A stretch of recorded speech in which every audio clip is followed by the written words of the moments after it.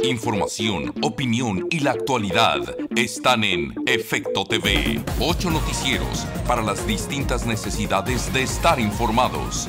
Las mejores series de actualidad de las principales televisoras a nivel mundial y la barra de opinión más sólida de la televisión en México. Efecto TV, televisión más plural, independiente y equilibrada.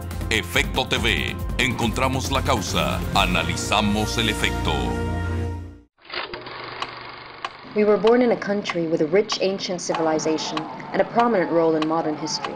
But all we saw and experienced around us was vicious poverty, misery, and worsening conditions that don't allow for a decent life to the coming generations. My father always told tales of Egypt's glorious past, which he has lived through.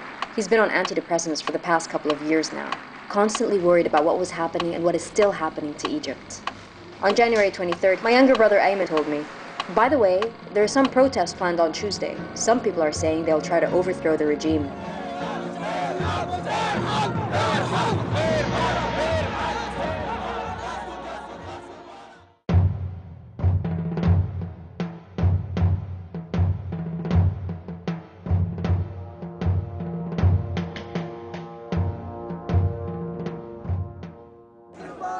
Bread, freedom, social justice. Those were the chants of the demonstrators who took to the streets of Egypt on Police Forces Day.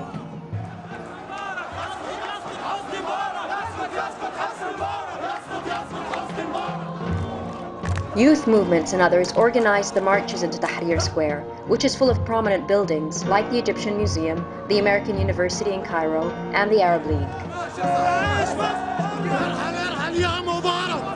At first, security forces were given orders not to interact with the protesters. But when the numbers grew to thousands, which had never happened until then, security forces used tear gas and batons to disperse the crowds and empty the square.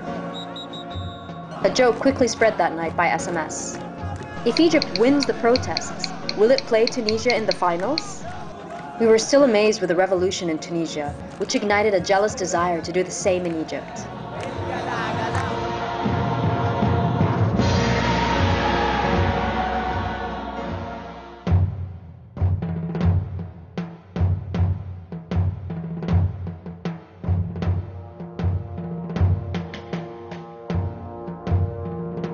The next day I had a meeting in Zamalek. The only thing anyone wanted to talk about were the events in Tahrir. We all said it was a great achievement, even if nothing happened straight away.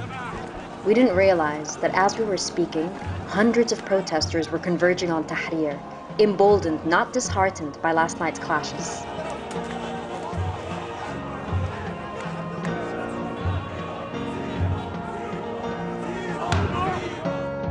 I think that was the moment that many Egyptians realized that this time, it's different.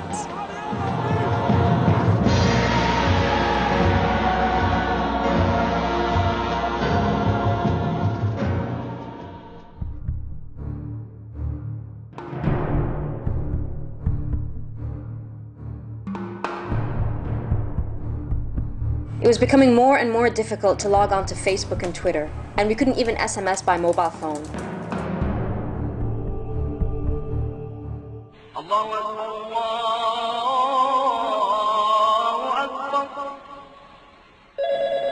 We woke up that day to the ringing of the telephone. Everyone who tried to reach us by mobile phone and couldn't, obviously, tried to reach us by landline. People started gathering at mosques for Friday prayers. And then after that, on to Tahrir. The Battle of Qasr al-Nil Bridge was decisive.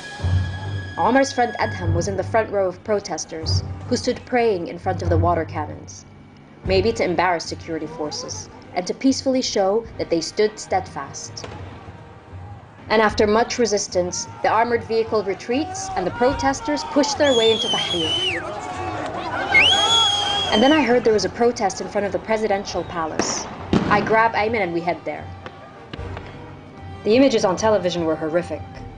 Smoke, fire, and gunshots. It was a war. There were reports saying hundreds of people killed in Egypt. And then we saw something we've never seen before. Army tanks rolling into Tahrir. We saw the National Democratic Party building on fire. The country's in upheaval, and there's no sign of Mubarak anywhere. We thought, okay, it's obvious, he's fled. And suddenly, he was in our face. I remember listening to that statement and thinking, this man will surely go, but not quietly and not without more bloodshed.